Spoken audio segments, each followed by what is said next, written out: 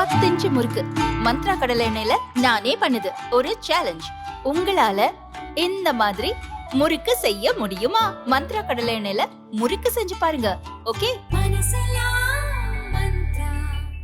தைல மரக்கன்றுகளை வனத்துறையினர் நடுவதற்கு எதிர்ப்பு தெரிவித்து கிராம மக்கள் போராட்டத்தில் ஈடுபட்டதால் பரபரப்பு ஏற்பட்டது.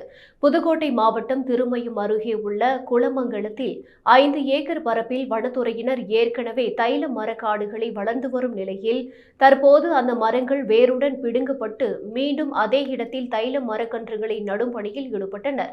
இதற்கு கிராம மக்கள் எதிர்ப்பு தெரிவித்து மரக்கன்றுகளை நடக்கூடாது என போராட்டத்தில் ஈடுபட்டனர். எதிர்ப்பையும் மீறி நடப்பட்ட தைல மரக்கன்றுகளை பிடுங்கி எறிந்ததால் வனத்துறையினருக்கும் பொதுமக்களுக்கும் இடையே வாக்குவாதம் ஏற்பட்டு தள்ளுமுள்ளானது. தகவல் அறிந்து சம்பவ இடத்திற்கு வந்த பனையப்பட்டி காவல் மற்றும் வருவாய்த்துறை இரு தரப்பினரிடம் பேச்சுவார்த்தை நடத்தியது.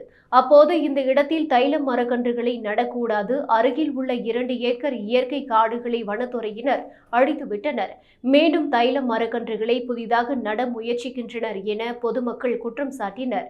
உயர்நீதிமன்ற மதுரை கிளையில் வழக்கு தொடர்ந்து இருப்பதாகவும் தீர்ப்பு வனத்துறைக்கு சாதகமாக வந்தால் எந்த எதிர்ப்பும் தெரிவிக்க மாட்டோம் என்றும் அதுவரை வனத்துறையினர் தைல மரக்கன்றுகளை நடக்கூடாது எனவும் மக்கள் எச்சரித்தனர்.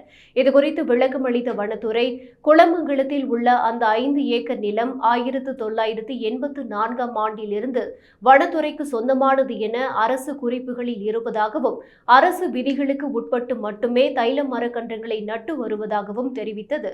இதையடுத்து திருமயம் தாலுகா அலுவலகத்தில் சமாதான கூட்டம் நடத்தி முடிவு எடுக்கப்படும் என வருவாய் மற்றும் காவல்துறையினர் கூறி சென்றனர்.